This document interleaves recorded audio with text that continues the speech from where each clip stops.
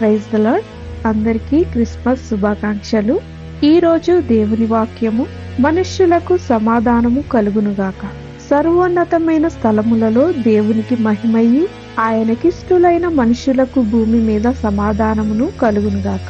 లూకా సువార్త 2వ అధ్యాయము 14వ వచనం. ప్రభువైన యేసుక్రీస్తు వారు ఈ లోకములోనికి వచ్చుట ద్వారా మానవుడు కోల్పోయిన శాంతి, సమాధానమును, మరీ ముఖ్యంగా దేవునితో పోగొట్టుకున్న సంబంధమును పునరుద్ధరించుటకు క్రీస్తు యేసు ఈ లోకమునకు వచ్చెను.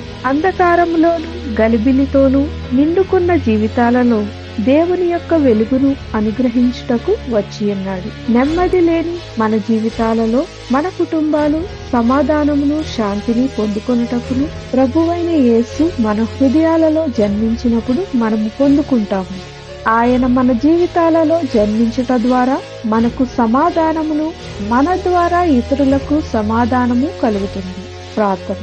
ప్రభువైన యేసు మా జీవితాలలో శాంతి, సమాధానమును పొందుకొనుటకు, పరలోక రాజ్యమును పొందుకొనుటకు మాకు సహాయము చేయమని యేసు నామమున అడుగుచున్నాము తండ్రి. ఆమేన్.